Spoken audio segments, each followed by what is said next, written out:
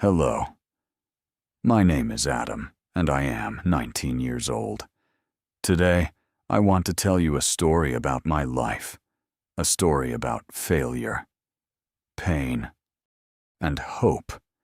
3 years ago, nobody believed in me. Not my teachers, not my classmates, not even my own father. They all thought I would fail in life. And honestly, sometimes I believed them too.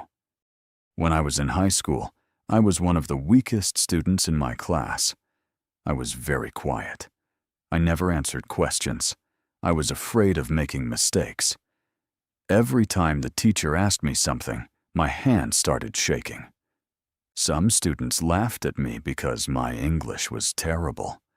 One day, a boy in my class said, "Adam will never become successful." Everybody laughed. I laughed too, but inside I felt broken. That night, I went home and looked at myself in the mirror. I asked myself, why am I like this? But I had no answer.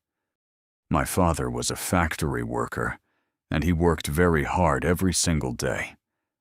He wanted me to become successful, but he was always disappointed in my grades. One evening, he looked at my school report and said, "Adam, you must change your life. The world is not kind to weak people." His words hurt me deeply.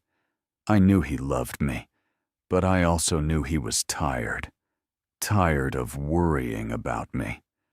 After that day, something changed inside me. I realized I had two choices. I could continue feeling sorry for myself, or I could fight for my future. That night, I opened my English book and started reading slowly, very slowly. I did not understand many words, but I continued every single night. At first, nothing changed. I still made mistakes. I still spoke badly, and people still laughed sometimes. But little by little, I improved. I started learning 5 new English words every day, then 10. I watched English videos before sleeping and read short stories in English. Sometimes I practiced speaking alone in my room. Yes, alone. It felt embarrassing at first, but I didn't stop. Months passed, and one day, something unexpected happened. My English teacher asked a difficult question in class, but nobody answered. The room became silent. Then suddenly, I raised my hand. My heart was beating fast. The teacher looked surprised. I stood up and answered the question, and for the first time in my life, I answered correctly. The classroom became quiet. Nobody laughed. My teacher smiled and said, "Very good, Adam." Those 3 words changed my life. It was the first time somebody believed in me, and maybe it was the first time I believed in myself too. After that moment, I became addicted to learning. I studied every day, not because somebody forced me, but because I finally saw progress. I finally understood something important. Small steps can change your entire life. You do not need to become perfect in one day. You only need to continue. A year later, my English became much better. I could speak with confidence, and I could understand movies, books, and videos. Even the students who laughed at me started asking me for help. Life felt different now, but the most important change was not my English. It was my mind. I was no longer afraid of failure. Then came the biggest moment of my life.